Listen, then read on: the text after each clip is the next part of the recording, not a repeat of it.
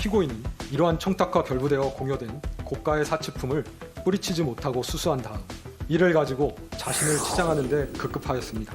또한 피고인은 금품의 수수 관련하여 금품의 전달에 관여한 주변인들에게 허위 진술을 지시하기도 하였습니다. 김건희 씨에 대한 첫 법적 판결, 쓴소리는 있었지만 형량은 구형에 한참 못 미쳤습니다. 조용한 내조를 약속했던 김 씨. 하지만 당선 직후부터 그의 일거수일투족은 매번 뉴스가 됐었죠. 아이고, 야, 아까 출근하냐? 형님, 잘 놀고 있어.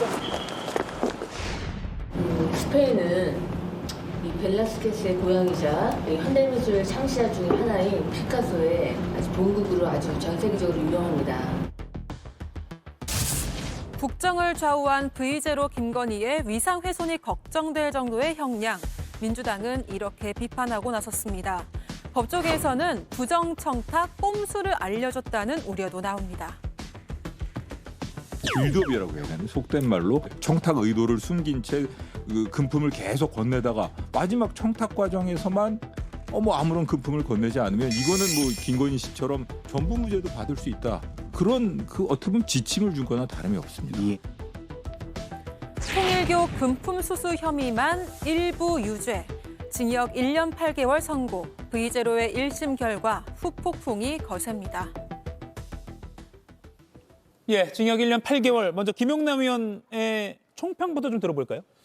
그러니까 어제 그 선고를 시작하면서 재판부에서 의심스러울 때는 피고인의 이익으로라는 뜻의 라틴어 법원을 이야기했습니다. 근데 그 법원 중에는 합리적 의심을 뛰어넘는 입증이 이루어지면 유죄를 선고해야 된다는 법원도 있는 것이거든요. 근데 어제 선고 결과를 보면 합리적 의심을 뛰어넘을 정도로 이 정도면 증거가 충분히 제출됐다라고 보여지는 부분까지 무죄를 너무 논리를 만들어가면서 쓴 것이 아닌가, 좀 자기적인 측면이 있는 무죄 부분이 많아 보여서 제가 보기엔 이거 항소심 가서 무죄 판단한 곳은 한 부분은 상당히 뒤집힐 가능성이 높아 보이는 1심 판결이다.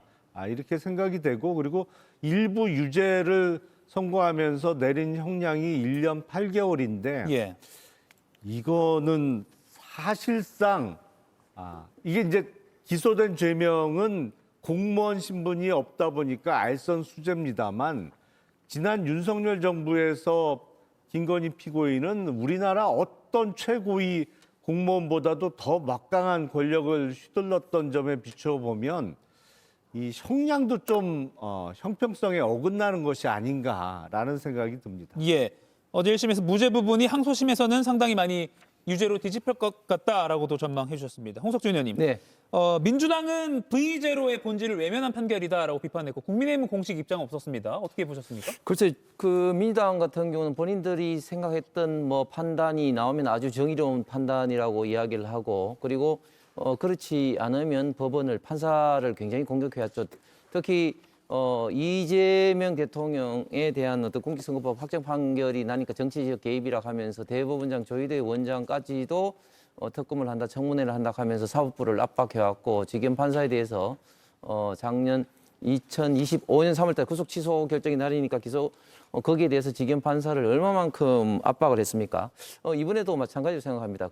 저는 책임 있는 공당이라면 법치주의를 존중하는 입장에서 설사 마음에 들지 않은 판단이 나오더라도 존중하는 입장을 취하는 게 저는 기본적으로 맞다고 생각하고, 그런 입장에서 국민의힘은 좋을 때나 나쁠 때나 그 생각했던 판단이 나올 때나 그렇지 않을 때나 일단은 침묵을 지키고 있는데, 민주당은 너무 여기에 대해서 시시콜콜 판사들을 비판을 하고 있는 것 같습니다. 제가 볼 때는 사실 이 도이치모터스 건이라든지 지금 명태균 건이 사실은 이제 본건인데, 본건에 관련해서는 무죄 판결이 나오고 별건인 이 정치자금법 관련해서 일부 이제 유죄가 됐는데, 저는 방송이나 이런 곳에서 시종일관 도이치모터스 건은 사실상 그 2020년, 2021년 문재인 검찰에서 탈탈탈 틀어서 수사를 했음에도 불구하고 나온 것이 없고, 그래서 기소조차도 않은 사건이기 때문에 이것은 억지 조작 기소라고 계속해서 이야기하고 명태균 건에 대해서도 상식적으로 대선 때 수백 건의 여론조사를 하는데 무엇이 답답해서 윤석열 대통령 부부가 명태균에게 특별하게 그것도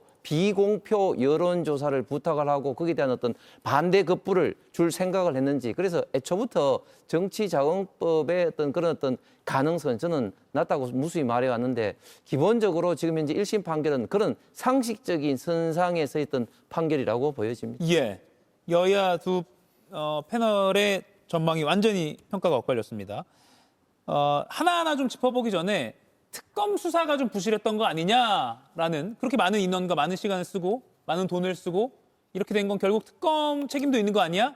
라는 지적도 있는데 나머지 두 분께 여쭐게요. 정광주 의원님. 글쎄 뭐 특검 나름대로 노력했겠죠. 그런데 그 실체적 규명을 한다고는 하지만 실제로 법적으로 처벌할 수 없는 내용들이 많기 때문에 이번에 우인성 판사가 정치자금법과 관련해서는 무죄 또 자본시장법과 관련해서 무죄 판결을 내렸다고 봅니다. 알선수재와 관련해서는 저는 이 형량의 경중은 큰 의미는 없다고 생각합니다. 1년 8개월이라는 게 물론 민주당 지지자들이나 이번 재판에 대해서 불만을 갖고 있는 사람들은 왜 이렇게 봐주기식 판결을 한 거냐라고 얘기하실 수 있습니다만 지금 김건희 여사는 이렇다 할 권력 하나 없는 사람인데 사법부가 굳이 권력의 눈치를 보는 방식으로 봐주기 판결을 했다고 생각하지는 않거든요. 그러나 이런 문장을 했습니다. 자신의 지위를 영리 추구의 수단으로 오용했다. 예. 전 이 한마디만으로도 김건희 여사는 국민과 역사 앞에 큰 죄를 지었다고 생각합니다. 이 부분에 대해서는 윤석열 전 대통령 또 김건희 여사가 언젠가는 국민 앞에 사과를 해야 하는 내용이죠. 김건희 여사 선출직 공무원도 아니고 어떠한 권한도 갖고 있어서는 안 되는 사람임에도 불구하고 지난 정부 시절에 이른바 V제로로 불릴 정도로 여러 의혹의 중심에 있었습니다. 그것이 단적으로 드러난 게 지금 뭐 매간 매직과 관련한 특히 이 알선수재와 관련해서 처음 판결을 받게 된 셈인데 저는 이 문장 그러니까 자신의 지위를 영리 추구의 수단으로 오용했다는 이 한 문장만으로도 준엄하게 재판부는 김건희 여사에 대해서 꾸짖었다고 생각합니다. 예. 말로 준엄하게 꾸짖으면 뭐합니까? 라틴어와 사자성어를 동원해서 말로만 준엄하게 꾸짖는 거 하고 실제로 나온 이 판결에 대해서는 민심이 환호성을 지르지는 못할 망정 수긍은 해야 되는데 전혀 수긍할 수 없기 때문에 저희가 말로라도 비판하는 겁니다. 그렇다고 해서 이 판결에 대해서 비판적인 국민들이나 또 민주당에서 뭐 서부지법 폭동 같은 거 일으킵니까? 그건 아니잖아요. 그러니까 비판은 할 수 있는 거라고 생각하고요. 특히 한덕수 피고인은 소위 1심에서 올려치기가 나왔는데 그러면 김건희 씨 같은 경우는 후려친 겁니까? 그러니까 비판이 나올 수밖에 없는 거예요. 적어도 주가 조작 관련해서 특검에서 이 방조 혐의 관련한 것들 명확하게 하지 못한 건 저는 비판받아야 된다고 생각합니다. 예. 그 특검 그 팀에 지난번에 그 검찰에서 이 주가 조작을 수사했던 검사들 2명은 또 돌아가기도 했잖아요. 그러니까 그런 점들이 좀 더 치밀하고 아주 깨끗한 의심받지 않은 상태에서 특검팀의 어떤 수사가 진행되지 못했다는 점에서는 비판받을 수 있다고 보고요. 특히 방조 혐의 관련해서는. 예. 그러나 이 지금 1심 재판부에서 국민들이 누구나 알고 듣고 우리가 그동안 숱하게 들었던 녹취록과 증거들은 다 어디로 간 것인가라는 점에서는 격앙될 수밖에 없는 것이고 날씨 추우니까 열나라고 이렇게 1심 재판부가 도와주는 건지는 모르겠습니다만은 적어도 고개를 끄덕이면서 그 정도면 됐다라고 할 수 있어야 되는 거 아닙니까? 법조인들 대부분 5년에서 10년은 나올 거다 적어도 그렇게까지 예측을 했는데 완전히 비껴난 예상이고 하나하나 뜯어볼수록 재판부의 어떤 설명이 도무지 이해 안 되는 것들이기 때문에 비판은 불가피한 상황인 거죠. 예, 오늘 아침 주요 신문의 사설 제목을 좀 가져와 봤는데요. 한번 보여주시죠. 보면 뭐 경향신문, 한겨레신문, 중앙일보 등등이 형량은 낮지만 질타는 무겁다. 봐줄 결심했나? 또 고작 1년 8개월이라니 이런 제목이 있었습니다. 왜 이런 지적이 나오는지를 하나씩 살펴보겠습니다. 우선 도이치모터스 주가 조작 혐의 무죄가 나왔죠. 여기에 대해서 김태훈 대전고검장, 이게 이 사람이 1차 수사를 했던 그 수사팀장이었죠. 게시판에 이렇게 올렸습니다. 부당한 판결이다 이런 입장을 냈습니다. 주가 조작 인식을 인정했는데도 공동정범 혐의에 대해서 무죄를 선고했다. 이건 기존의 판례 법리에 반하는 판결이다 이렇게 강도 높게 비판했습니다. 김영남 의원, 이 말을 좀 해설을 좀 해주시죠.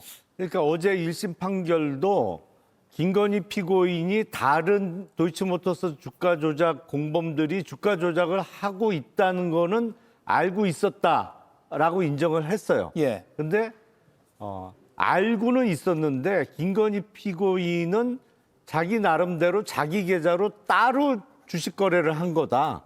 그래서 공범 관계는 인정 안 된다. 뭐 이런 취지로 무죄를 썼는데 저도 의문입니다. 그게 가능한가? 그리고 사실은 이른바 7초 매매라는 게 있거든요. 예. 그 이미 유죄 확정된 주가 조작의 공범들이 그 매도해달라고 전에 주삼 뭐 이런 메시지를 자기네들끼리 주고 받은 거는 확인이 됐고 예. 그리고 그 메시지가 전달되고 7초 만에 당시 김건희 피고인이 실제로 그 물량을 그 가격에 매도 주문을 직접 내거든요. 예.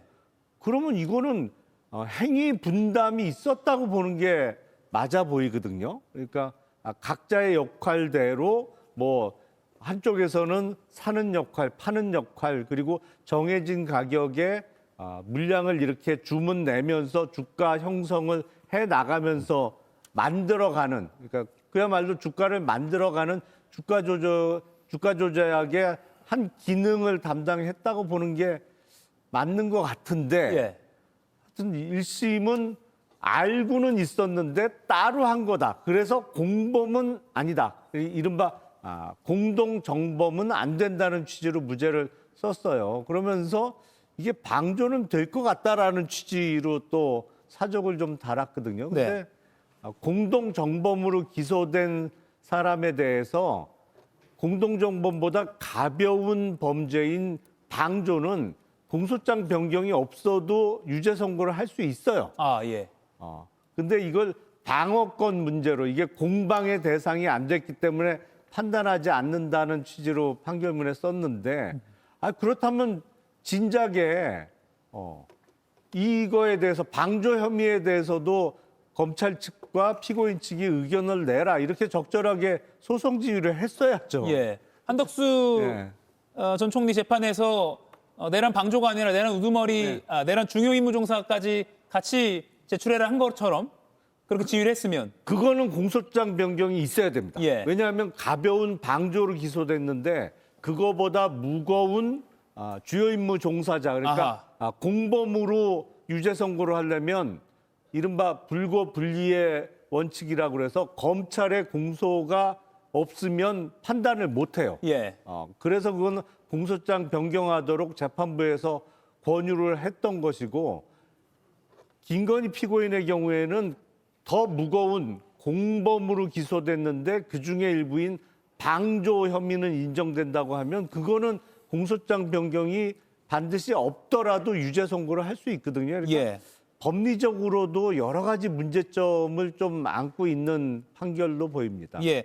또는 재판부가 그렇게 하지 않더라도 애초에 특검이 뭐 예비적 공소 사실이라고 하죠. 그러니까 네. 방조도 같이 달아서 재판에 넘겼으면 어땠을까라는 그런 아쉬움도 나오거든요. 김유정 의원님. 네, 그래서 그 똑같은 전주 역할을 했던 손모 씨는 1심에서 이제 방조 혐의 무죄를 받았습니다만 2심에서는 유죄가 나왔거든요. 그리고 그 사람은 이익을 보지도 않았어요. 근데 김건희 씨 같은 경우 8억 넘게 이익을 본 거 아닙니까? 그러니까 이 부분에서 특검에서 명확하게 이 방조 혐의와 관련한 것들도 적시를 했다면 이렇게까지 빠져나갈 뭐 빌미를 주지는 않았겠죠. 물론 저는 재판부에서 직권으로 이 부분 할 수 있었는데도 안 한 거라고 생각을 합니다. 또 하나 말씀드리자면 이 지난 윤석열 정권 검찰에서요, 중앙지검에서 이 주가 조작 사건을 무혐의 처리했을 때가 생각이 납니다. 그때 뭐라고 얘기를 했냐면 시세 조종에 관한 인식을 못했기 때문에 무혐의라 그랬어요. 그런데 이번 어제 재판부는 뭐라고 얘기를 합니까? 인식은 하고 있었는데 공동정범으로 볼 증거는 조금 부족해 이거잖아요. 누가 맞는 얘기죠? 그러니까는 지난 검찰에서 주장했던 무혐의 처리의 이유와 어제 1심 재판에서 한 얘기가 맞지가 않는 거잖아요. 그러니까 그 검찰 주장대로라면 어제는 당연히 유죄 판결이 나오는 게 맞는 거죠. 그런데 이렇게 비껴가게 만들고 말로만 엄중하게 한다는 게 국민의 어떤 정서상 도저히 수용하기 어렵다는 그런 말씀입니다. 예. 판결문도 받기 전에 특검 측 항소하겠다라고 했고요. 뭐라고 말했냐면 법리적 상식적으로 납득 어려운 논리다. 양형 판단도 매우 미흡하다. 항소 예정이다 이렇게 말했습니다. 상당히 특검 저희가 여러 차례 뭐 입장문도 그리고 문자로 언론에 배포된 그런 입장 많이 받아봤지만 꽤나 높은 수준의 어떤 항의 또는 강력한 반발이라고 표현해도 될 정도의 문구였습니다. 홍석준 의원님. 네. 그러면 특검 바로 방조 성립 여부를 항소심에서 다툴 거라고 보세요? 그렇겠죠. 예. 그럼에도 불구하고 저는 이게 입증하기는 상당히 어려울 거라 봅니다. 왜냐하면 도이치모터스 사건이 2009년에서 2013년도까지 4차례 걸쳐서 이제 주가 조작이 일어났다고 하는데 굉장히 독특한 주가 조작 사건입니다. 왜냐하면 통상적으로 주가 조작 사건이 일어나면 그 주식은 통상적으로 상패라든지 망합니다. 그런데 지금 현재 도이치모터스 주가는 그때 당시보다도 훨씬 더 주가가 지금 높은 상태에 있고 도이치모터스가 수입차 판매에 있어서 그때보다도 훨씬 더 국내 점유율이 높은 그런 상황이죠. 그리고 여기 관련된 우두머리를 할 수 있는 권오수 회장과 주포 역할을 하고 있는 플레이더 같은 경우는 이제 대법원 확정 판결이 집행유예로 났습니다. 그리고 전주인 김건희 여사를 비롯해 수백 명 가운데 딱 한 사람 손모 씨가 방조 혐의로 이제 대법원에서 유죄 확정 판결이 났는데, 근데 손모 씨와 김건희 여사는 완전 입장이 좀 다른 면들이 많습니다. 왜냐하면 손모 씨 같은 경우는 본인이 직접적으로 100미터의 트레이드를 참여를 했었고 또 도이치모터스 관련된 주식을 보유한 기간이 극히 짧았기 때문에 이것은 주가 조작에 참여했다고 이제 입증이 드는데 김건희 여사 같은 경우는 직접적으로 트레이드에 참여하지도 않았을 뿐만 아니라 이 도이치모터스 관련된 주식을 보유하고 있는 기간이 굉장히 깁니다. 그렇기 때문에 손모 씨하고도 입장이 완전히 다르다. 그렇기 때문에 이것을 너무 김건희 여사를 이제 악마화하면서 조작 기소라는 이런 시각으로 봐서 그렇지 이미 도이치모터스 관련된 주식에는 아까 말씀드린 것처럼 이미 주포들 대부분 확정돼 있고 단지 방조 혐의로 딱 한 사람 손모 씨만 돼 있는 그것도 완전히 환경이 다른 사람밖에 없다. 이 사건이란 것을 우리가 객관적으로 볼 필요가 있다면 항소심에서도 쉽게 뒤집지는 못할 것 같습니다. 예. 역시 김영남 의원과 정반대의 해석을 내려주셨네요. 할 말은 많은데 이게 방송 시간이 제한돼 있어서 예. 예. 근데 항소를 통해서 특검이 만약에 방조 혐의로 기소를 한다면 예. 방조 혐의와 관련해서는 유죄를 받을 가능성도 저는 있다고 보는데, 근데 그 방조 혐의를 적용한다고 하더라도 형량이 얼마나 될 거냐, 이 부분은 법률적으로 좀 따져볼 필요가 있을 것 같아요. 왜냐하면 손모 씨도 1심에서 무죄 받았지만 2심에서 방조 혐의로 집행유예형을 받았습니다. 그래서 이번 도이치모터스 판결을 두고 우리 국민의힘 당 내외에서 그런 얘기 나오는 거 아닙니까? 윤석열 정부 당시에 그냥 털고 넘어갔어도 그 김건희 여사에 대해서 법적으로 엄청난 중형이 선고될 거 아닌데 그때 선제적으로 털고 갔으면 과연 12월 3일에 있었던 불법 계엄으로 연결되고 탄핵까지 이르는 과정으로 갔을까, 이렇게 한탄하는 분들도 있는 거잖아요. 예. 저도 역시 마찬가지입니다. 당시에 그때는 한동훈 전 대표 시절인데 한동훈 전 대표도 검찰의 불기소와 관련해서 국민 눈높이에 맞지 않는다 이렇게 얘기를 했었죠. 그런데 그것이 결과적으로 이루어지지 않아서 지금의 상황까지 온 데 대해서는 굉장히 유감이죠. 예. 아니 그러니까 윤석열 정부에서 당연히 아무리 현직 대통령의 영부인이라도 잘못한 게 있으면 기소를 했어야 되는 건 뭐 틀림없는 사실이죠. 근데 주가 조작과 관련해서 방조 혐의는 아마 항소심이 열리더라도 특검 측에서 이른바 예비적 변경이라고 그래서 주된 거는 공범으로 여전히 주장을 하면서 이거에 대해서 다시 심리해달라고 하면서 예. 혹시 공범이 인정 안 되면 이제 방조 혐의에 대해서 검토해달라고 그렇게 공소장을 바꿀 거예요. 그러니까 여전히 공범이 다른 재판부의 판단에 의하면 방조보다는 공범의 성립 가능성이 높아 보여요. 예. 다음은 정치자금법 위반 혐의 무죄를 좀 살펴볼게요. 쉽게 말해서 명태균 씨로부터 여론조사를 무상으로 여러 건 제공받고 그 대가로 또 명태균 씨가 의뢰했던 김영선 전 의원을 공천에 넣어줬다. 뭐 이거죠. 많은 분들이 알다시피 또 저희가 여러 번 이 방송에서도 재생해드린 그 말이 많네 그거 한번 다시 들어보고 이야기 나눠보겠습니다. 김영선이 경선 때도 열심히 뛰었으니까 너는 김영선이 좀 해줘라 그랬는데 거기가 말이 많네 당에서. 진짜 평생을 잊지 않겠습니다. 권성동하고 저기 윤한영이가 반대하더만 보니까 그렇죠? 예, 그럼 당선인이 뜻이라고 그렇게 해야 된다고 윤상현 아빠가 했는 것 같더라고요. 네네네. 그렇게 하다가 너무 걱정하지 마세요. 잘 될 거예요. 예, 김영남 의원님. 네. 그런데 재판부는 이 발언들을 당연히 뭐 증거 조사했을 것이고 그런데 공천 개입을 입증할 만한 것이 없다라고 어제 판단했거든요. 그러니까 사실상 공천 개입 없었다라고 했는데 이 부분은 조금 복잡한데 일단 재판부는 명태균 씨가 한 여론조사를 어떤 이익이라고 보질 않았어요. 그러니까 윤석열, 김건희 부부의 이익이 아니라 그 여론조사 결과를 본 사람이 그 두 사람 말고도 더 많이 있다. 그래서 전속적인 이익이 같다고 보기 어렵다라는 판단을 했는데 일단 그게 비공표 여론조사라도 그걸 갖고 무슨 SNS 메시지를 만들고 돌리고 더군다나 대선 캠프에서는 봤죠. 실제로 당시 당대표나 뭐 여러 사람이 봤죠. 두 사람만 볼 것 같으면 그 여론조사 안 했겠죠.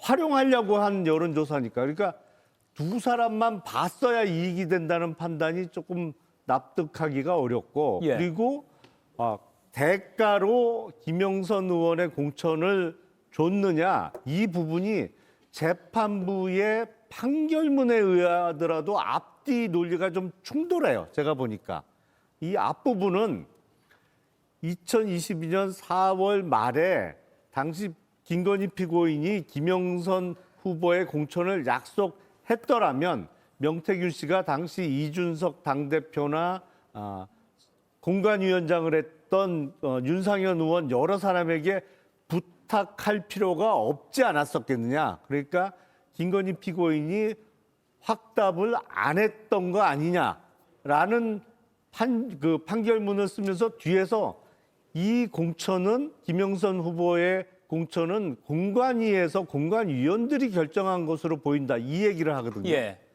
그러니까 앞부분은 김건희 피고인이 결정적으로 공천의 결정권을 갖고 있다라고 전제할 때 가능한 얘기거든요. 근데 뒷부분은 이 공천은 공관위에서 결정한 거로 보인다. 이런 앞뒤 충돌하는 논리를 한 판결문 안에 쓰고 있어서 이걸 어떻게 이해해야 될지 저도 잘 모르겠습니다. 공관위원들이 투표로 김영선 전 의원 공천을 한 걸로 보인다 이렇게 그 문장이 들어가 있더라고요. 네. 지금 다시 말씀드리지만 사실은 이제 그 대선 때는 수없이 많은 여론조사가 있습니다. 그래서 비공표용 여론조사는 사실상 크게 도움이 되는 것도 아닙니다. 그런데 좀 전에 김 의원이 말한 것처럼 비공표 여론조사를 SNS 돌린다? 그거는 위법이죠. 그렇게 될 리가 없죠. 그렇게 할 수도 없는 상황인 거죠. 그다음에 지금 조금 전에 그 통화도 나왔지만 대통령이 공관위에 이야기했다는 것은 김영선 전 의원이 열심히 뛰었길래 한번 이야기했다는 거 아닙니까? 그렇기 때문에 이게 대통령이 말한 게 공관위에 어떤 영향을 미친지도 사실은 애매모호하지만 특히 대통령이 전화한 것도 김영선이가 열심히 본인의 선거운동에 뛰었다. 그런 것을 명백하게 한 것이지 어떻게 그 명태균의 이런 어떤 여론조사를 가지고 그 대가로 추천을 해줬다는 그 입증이 되겠습니까? 그 말이 안 되는 것이 그렇기 때문에 제가 모두에도 말씀드린 것처럼 이런 어떤 비공표용 어떤 여론조사 때문에 고마워서 그런 어떤 공천을 부탁했다? 그는 정치를 좀 아는 사람이라면 상식적으로 저는 말이 안 된다고 봅니다.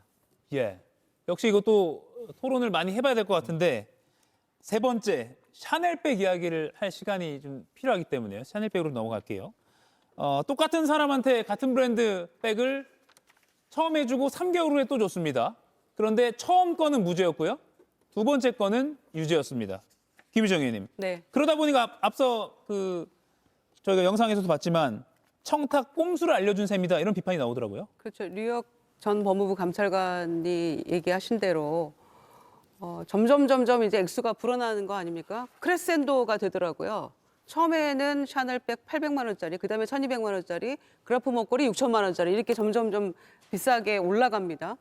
그런데 지금 재판부의 그 주장대로라면 처음에 샤넬백 800만 원짜리 줄 때는 딱히 청탁이나 이런 걸 한 거 없었다잖아요. 그렇기 때문에 그건 무죄라는 거잖아요. 그리고 두 번째, 세 번째 1,200만 원짜리, 6천만 원짜리 그라프 목걸이 할 때는 뭔가 청탁이나 얘기가 있었기 때문에 이것은 이제 유죄로 본다라는 거잖아요. 이게 말이 됩니까?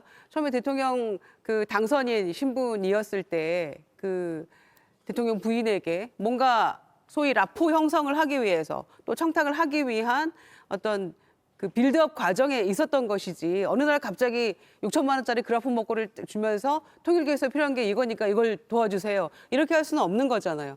그렇기 때문에 처음에 앞부분에 다 이제 그 비싼 그 뭐 뇌물성 어떤 그 명품을 선물들을 주고 나서 마지막에 그냥 그 주지 않고 부탁하면 그건 무죄냐 지금 이렇게 되는 거잖아요. 또 한편 생각하면 1억짜리들을 쭉 선물을 주다가 마지막에 100만 원짜리를 주면서 부탁을 하면 100만 원에 대해서만 그러면은 유죄가 된다는 얘기입니까? 그러니까 재판부의 이야기를 아무리 뒤집어 생각해도 이건 도저히 이해가 안 되는 설명이라서 어디서 이렇게 신박한 논리를 궁리를 했을까? 저는 이런 생각까지 들었습니다. 정광재 의원님, 이 부분 어떻게 보세요? 그래서 재판은 증거와 법리, 또 법리는 법과 양심에 따라서 적용한다고 돼 있잖아요. 이 부분과 관련해서는 우인성 재판부가 고심을 많이 한 것 같습니다. 그래서 청탁과 대가성이 있느냐 없느냐를 굉장히 엄격하게 구분해서 첫 번째는 통상적인 인사라고 봤고 그 이후서부터는 실제로 통일교와 관련한 민원을 해결하는 요청이 있었기 때문에 알선수재 혐의로 판결한 겁니다. 이 부분과 관련해서 계속해서 민주당이 문제를 제기한 것 가능하다고 생각하는데 그렇다면 특검을 통해서 항소를 통해 다시 한번 판결을 받아보면 되는 거고 이 직전 얘기로 들어가면 국민의힘의 공천과 관련해서 처음부터 특검이 이거 무리하게 법 적용한 겁니다. 재판부가 왜 이런 판결을 냈느냐에 집중할 것이 아니라 왜 특검이 무리한 법 적용을 통해서 이렇게 정치적으로 기소했느냐 이 부분과 관련해서도 문제를 제기해야지 재판부에만 자꾸 문제를 제기하는 것은 전 바른 태도는 아니라고 생각합니다. 그런데 지금 이제 첫 번째 샤넬백에 대해서 무죄를 선고한 재판부의 논리라면 대단히 위험해요. 그 샤넬백 받을 때 이미 대선에서 승리한 곧 대통령의 취임할 사람의 배우자 신분이었잖아요. 김건희 피고인이. 예. 그러면 명시적인 뚜렷한 청탁 없이 이른바 당선 축하 명목으로 800만 원짜리를 주던 뭐 8억짜리를 주던 무죄란 논리예요. 근데 청탁이라는 거는 아주 구체적으로 뭐 어떤 사안을 해결해 주십시오라는 것뿐만 아니라 이른바 묵시적 청탁도 있는 겁니다. 값비싼 거를 줄 때는 앞으로 잘 부탁드린다는 묵시적인 청탁의 의도가 있는 거지 그거 없이 왜 줘요 그거를. 예. 더군다나 곧 이제 대통령의 영부인한테 비싼 어떤 선물을 할 때는 다 앞으로 잘 좀 봐주세요라는 게 묵시적으로 있는 거죠. 그리고 그건 기존에 우리 판례에 의하더라도 구체적이고 명시적인 청탁이 없더라도 묵시적 청탁도 다 인정되는 거거든요. 예. 세상에 공짜는 없고 맨입으로 주는 거 없으니까 그럼요. 그런 말로 해설이 쉽게 될 것 같습니다. 앞서 그 샤넬백 그렇게 주면 되겠다라고 하시면 안 됩니다. 저희가 뭐 차력쇼 같은 거 방송할 때 절대 따라하지 마세요라고 붙이는데 그 자막을 넣었어야 되나 싶기도 합니다. 좀 복잡할 수 있는데 네 분 토론으로 또 시청자분들께서 잘 판단하실 수 있을 것 같습니다. 이가혁 라이브를 시청해 주셔서 고맙습니다. 이가혁 라이브는 평일 오후 5시 TV와 유튜브로 실시간으로도 함께 하실 수 있습니다.